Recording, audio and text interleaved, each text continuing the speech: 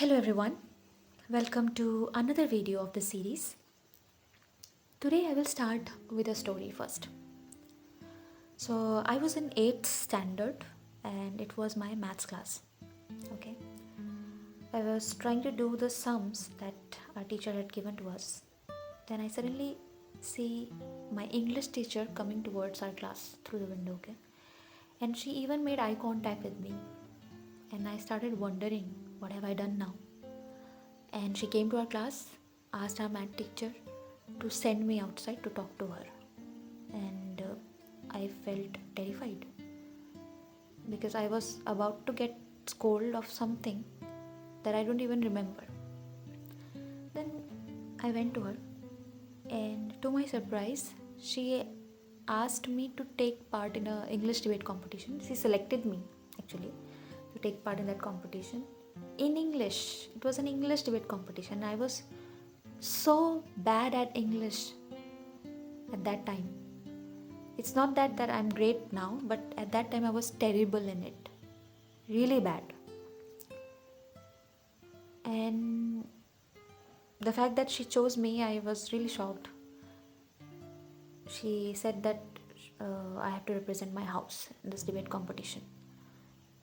And I really didn't want to do it at all. I was scared even thinking about it. Because it was not the stage fear. I used to perform, like I used to dance and sing in stage. It was not that. Thing was, the fear was about I have to speak in front of so many people, that too in English, in which I was so bad. The real fear was that. But what could I say? What could I do? I reluctantly said yes to her, and then she handed me a script and made me practice so many times.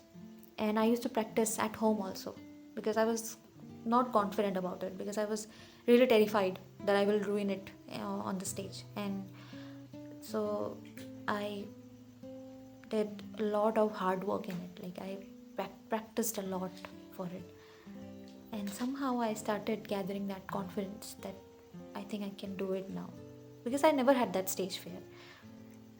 As I said, it was just about that I was not confident about my English because I never I never spoke in front of so many people in English, and I was not good at it. So that's all. So as I practiced with her, and she helped me a lot, so I started getting better at it. Then cut to the final day. It was I prayed in the morning that Lord, please be with me. I think I can do it. It's just that I need some support. So I went to the stage. It was I heard other speakers. They were really good, and I started being a little bit nervous. Then my turn came, and I started the sentence with So I stammered in the first sentence, and because I did that, I started overthinking about it, and I went absent-minded in the stage. I didn't remember anything that I practiced for days, and I just got blank. So somehow I spoke, like I don't know what I spoke, but I was definitely out of the script, and somehow stammering, stumbling, I just completed what I had to say, and I was really embarrassed. I came down the stage. I did not have the guts to face my teacher, because I knew at that point that if I see her, I'll just start crying. So I just went to my class. I went back to my class, and I was sitting there lost in my thoughts. I was not paying attention what was happening around me. I was lost. I was really sad, emotional. And then my friend told me that my man came to meet me. Then I went to her, and I was about to cry. The tears was filling up in my eyes. And she said, I was controlling it so hard. Then she said, "Congratulations, you are third." I I for a moment I thought, is it a dream? How is it possible?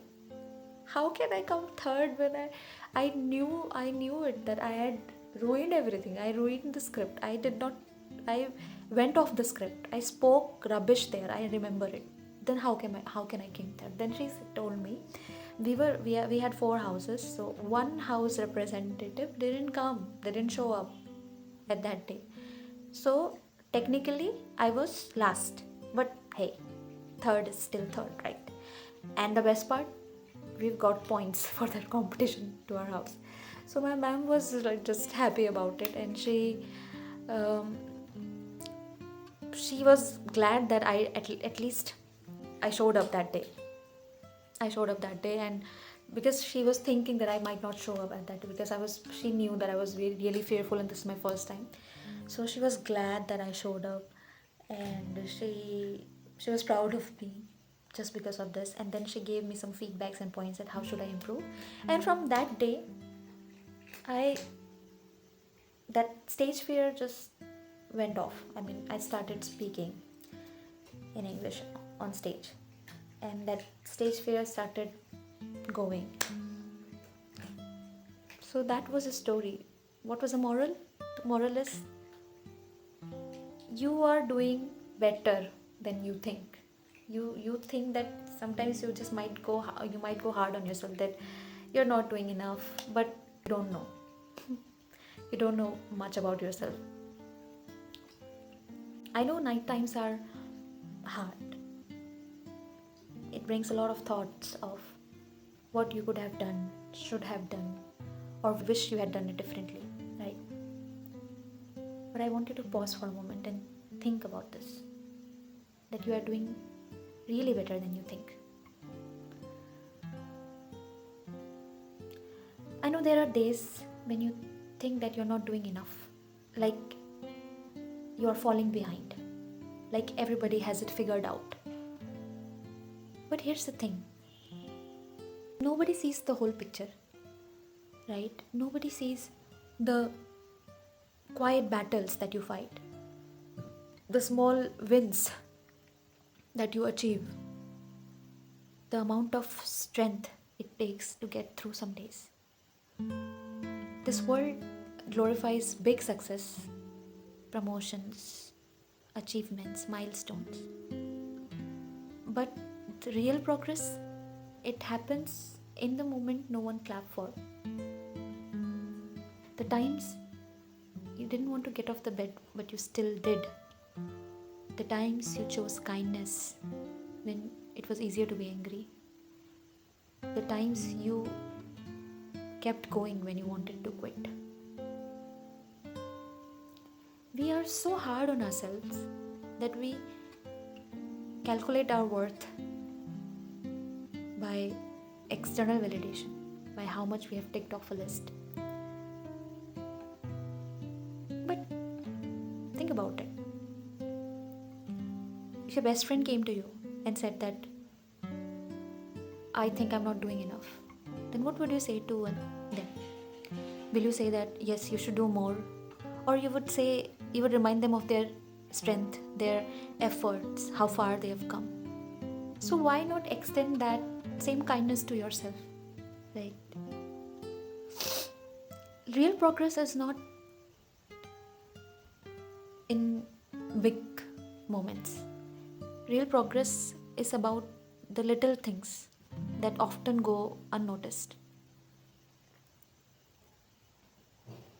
So you might not see the growth, but it doesn't mean that it's not happening. So I want you to think about one thing. If you met yourself from a year ago, what would that version of you think about where you are today? They'd probably be proud of you, because even if life isn't perfect, you've grown, you've learned, you kept going, right? So stop being hard on yourself. You might not be where you want to be yet, but that doesn't mean that you're not on your way, right? So tonight, instead of focusing on what you have not done, I want you to focus on the things that you have done, the little things that you are proud of. It could be anything. Getting through the day. Think about times you kept going. So as you close your eyes tonight, I want you to remind yourself these 3 statements, okay? Repeat it with me. Number 1, I am doing better than I think. Number 2, I am growing in ways that I can't always see. Number 3, I am enough exactly where I am right now. Good night. Be kind to yourself and stay strong.